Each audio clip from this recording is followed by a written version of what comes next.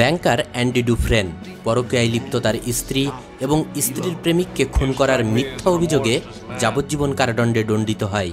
তাকে প্রেরণ করা হয় কুখ্যাত শশাঙ্ক স্টেট পেন্টেনশিয়ারি কারাগারে। সেখানে তার বন্ধু হয়ে ওঠে যাবজ্জীবন দণ্ডপ্রাপ্ত এলিস রেড। রেড জেলে বিভিন্ন নিষিদ্ধ জিনিস বন্দীদের কাছে পাচার করত। রেডের মাধ্যমে অ্যান্ডি একটি রক হ্যামার এবং আরেকবার অভিনেত্রী রিটা হেওয়ার্থের একটি বিরাট পোস্টার সংগ্রহ করে।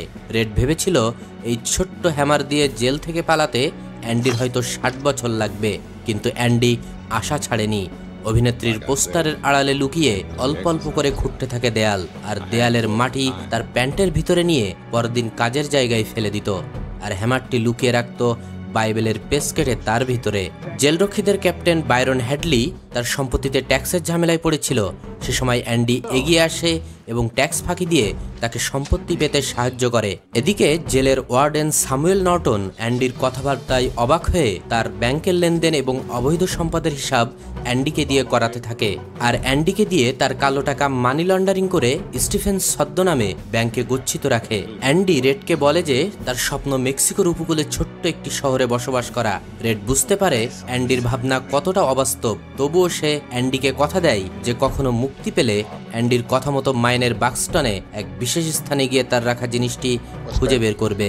সে আরও দুশ্চিন্তায় পড়ে যায় যখন জানতে পারে যে আরেক কয়েদির কাছ থেকে অ্যান্ডি 6 ফুট লম্বা একটি দড়ি চেয়ে নিয়েছে। অ্যান্ডি হয়তো সুইসাইড করবে। পরের দিন বন্দীদের নাম ডাকার সময় রক্ষীরা দেখতে পায় যে অ্যান্ডির সেল খালি। এতে নর্টন রেগে গিয়ে গালাগালি শুরু করে এবং এক সময় দেয়ালে থাকা অভিনেত্রীর পোস্টারে পাথর ছুঁড়ে মারে। পাথরটি পোস্টার ফুটো করে আড়ালের একটি সুড়ঙ্গে গিয়ে পড়ে, যে সুড়ঙ্গ অ্যান্ডি খুঁড়েছিল 19 বছর ধরে সামান্য একটি রক হ্যামার দিয়ে। আগের রাতে সে এই সুড়ঙ্গ এবং সুয়েজের পাইপ দিয়ে পালিয়ে গেছে।